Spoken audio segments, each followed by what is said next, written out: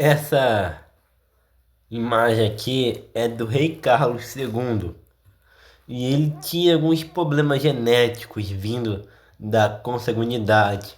Ele tinha uma mandíbula, a famosa mandíbula dos Habsburgos.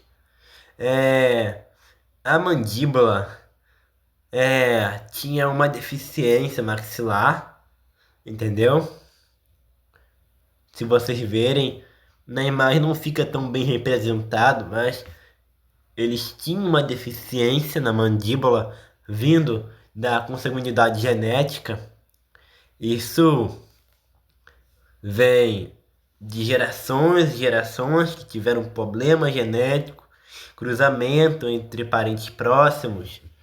O nível de consanguinidade de Carlos II era altíssimo, equivalente a um casamento entre irmãos ou entre pai e filho.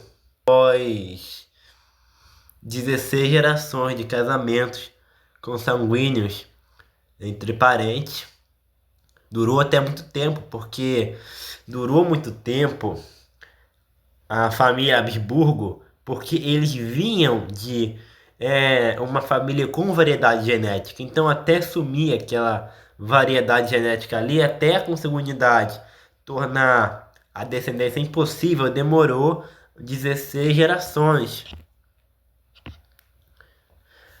A alta mortalidade infantil era de 29% dos bebês. Os bebês eles deviam morrer antes de completarem um ano de idade. E 50% morriam antes dos 10 anos, bem acima dos 20% da mortalidade em famílias comuns. Conclusão: cruzar um montão de parentes entre si, um montão de parente, é a maior cagada que alguém pode pensar em fazer. Repetir casamento entre parentes de forma deliberada é um convite catastrófico à consanguinidade e doenças hereditárias. Então, esse cara, o último da família Habsburgo, ele vai morrer em 1700 sem deixar herdeiro, viu? Aí depois da morte dele, ele não deixou herdeiros. E vai ter uma guerra de aproximadamente 13 anos. Por quê? Esse cara, antes de morrer, ele escolheu o Felipe de Anjou da França como seu herdeiro, entendeu? Ele escolheu ali um cara da França. E o rei Carlos II era da Espanha. Então, se ele deixasse alguém da França comandar a Espanha, o que que iria acontecer? A França e a Espanha poderiam se unir em um só país, entendeu? Causando uma superpotência europeia. Imagina a unificação da França e Espanha. Você imagina o poder que esses caras teriam na palma da sua mão. Então, por isso, o carro da Áustria e a Inglaterra, Holanda e a Austrália formaram a Grande Aliança, temendo que a Espanha e França, por a Espanha ter um rei francês, se unisse e formasse um reino muito poderoso, entendeu? Seria muito poder na Europa, iria quebrar o poder na Europa, o poder seria quebrado, o equilíbrio seria desafiado, entendeu? E por isso teve a guerra de Felipe de Anjou contra Carlos da Áustria.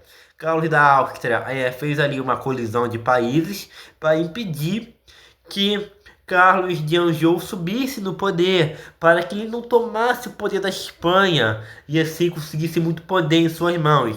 Aí a guerra durou 13 anos. No final de tudo, o Felipe conseguiu. Só uma correção aqui, eu falei o seguinte, eu falei Carlos de Anjou, mas o nome certo é Felipe de Anjou. Eu falei o nome errado, desculpe. E eu não vou refazer o vídeo todo por conta disso. Prefiro correr na edição. Consegue governar na Espanha, ele consegue o seu poder, porém, ele assina um tratado falando que ele nunca poderia unificar os seus poderes da França e Espanha. Não houve uma unificação, tinha um tratado de paz, um tratado ali, impedindo a unificação desses dois países. Aí acabou a guerra, acabou. Que o Felipe de Anjou da França governou a Espanha no lugar do rei Carlos II, porém ele nunca conseguiu unificar Espanha e França por conta do decreto. Entendeu? Então, de certa forma, o Carlos da Áustria conseguiu impedir a unificação da Espanha e França. Lembrando que, de início, não era automático. Ah, governou na Espanha, vai unificar com a França. Não, não era automático, mas tinha uma chance de no futuro o Felipe de Anjou talvez unificar a Espanha e França. Então, só de pensar nessa possibilidade começou a Guerra Espanhola para impedir isso. O motivo que levou a Holanda, a Austrália e a Inglaterra e o Carlos da Áustria, o Habsburgo, de começar essa guerra justamente com um medo terrível dessa unificação, entendeu? Já imaginou? Espanha e França unida. Caramba, o poder que esse cara teria na mão, nossa. E falando sobre a genética, mudando de assunto, sobre Hitler. Esse babaca, ele tentou criar uma raça ariana, dizendo que iria existir uma genética suprema,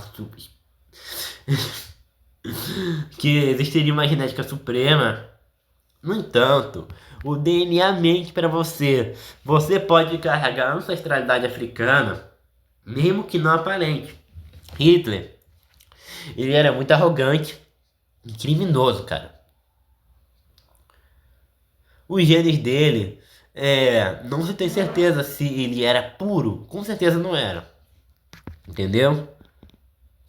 Cara, mas sobre a consanguinidade, que deveria ser o foco principal desse vídeo aqui, mas não acabou não sendo. Eu falei mais da guerra espanhola do que propriamente da consanguinidade.